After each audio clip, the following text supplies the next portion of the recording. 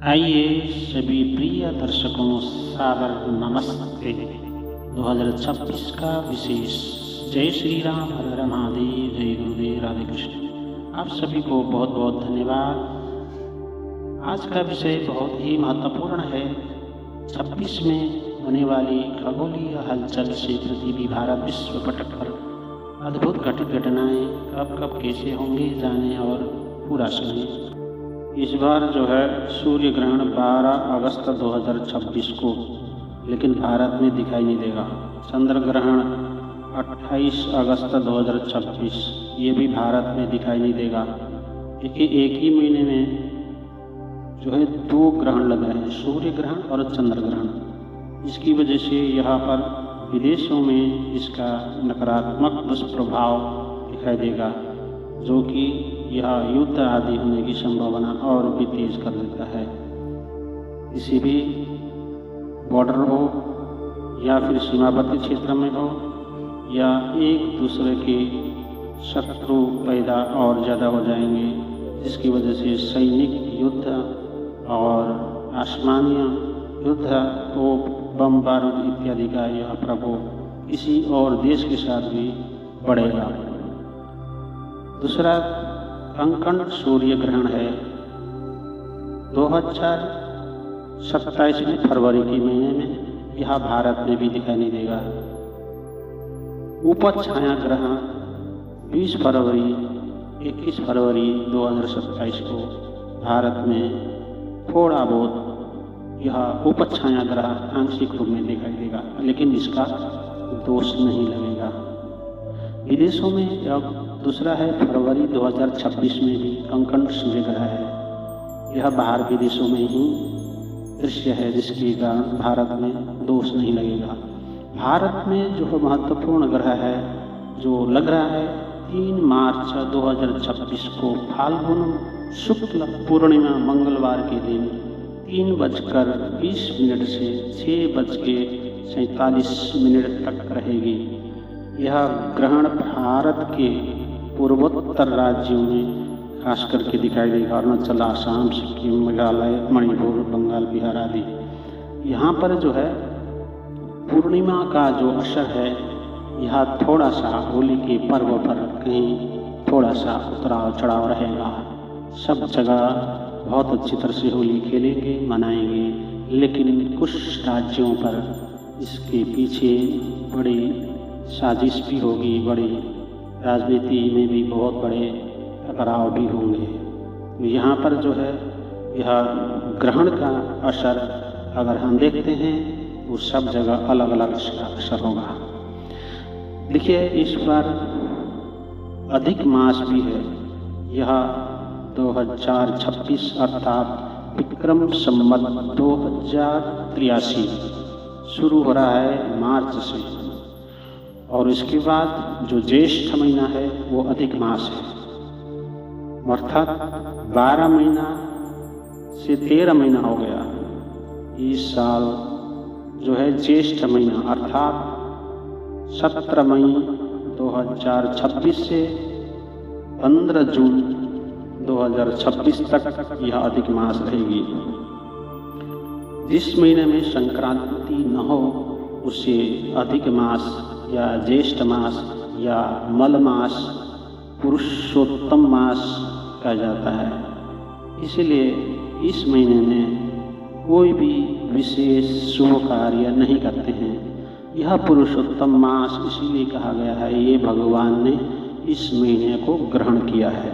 इसीलिए यह महीना सिर्फ भगवान की आराधना साधना में लिप्त होना, भगवत प्राप्ति के लिए यह महीना सर्वश्रेष्ठ कहा गया है। किंतु इसमें कोई भी शुभ कार्य, विवाह हो, चाहे बड़े यज्ञ हो, अनुष्ठान हो, कोई कामना इच्छा पूर्ति के लिए हो, वह यज्ञ नहीं होता है।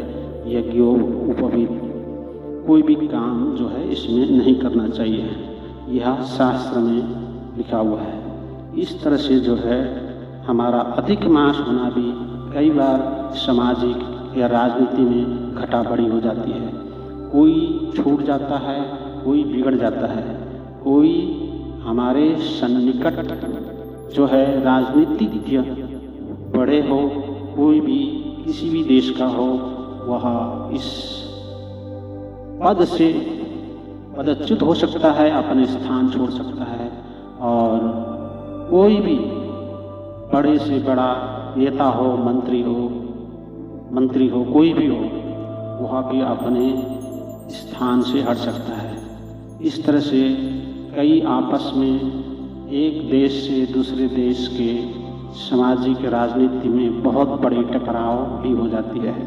यहाँ पर जब ग्रहों का संयोग बनता है, जब काल सर्प योग भी बन रहा है, इससे जो है समाज में और अचानक होने वाले प्राकृतिक आपदा संकट होता है।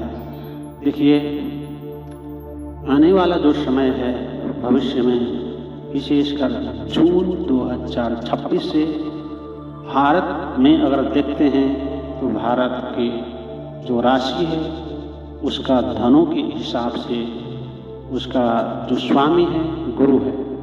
गुरु जो है इसके कुंडली के अनुसार कर्म भाव को देखेगा, जिससे भारत की कर्म भूमि में बढ़ोतरी होगी।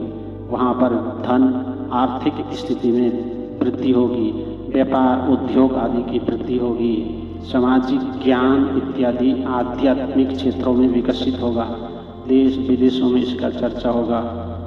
वर्तमान समय में संचालित भारत के आदरणीय श्री मोदी जी द्वारा यह आर्थिक तरक्की, उन्नति एवं सफलता के लिए बहुत बड़ा इनका कर्म जो ऐसा होगा जो कि विश्व में इनका डंका भी बज सकता है। और आने वाली परिस्थितियों से, हर परिस्थितियों के अनुसार, समय अनुसार अपने आप को जो है मजबूती से नींव रखने में मजबूती बहुत अच्छा रहेगा। और इस परिस्थिति अनुसार यहाँ अक्टूबर तक भारत में एक धार्मिक या फिर कोई भी परिस्थितियों को मजबूती से उन्नति देने में योगदान रहेगा। इसके साथ साथ में भारत के जन जन तक जो है ज्ञान, एजुकेशन, शिक्षा सभी क्षेत्रों में पहले से सुधार की योग पूर्ण रूप से बन रहा है।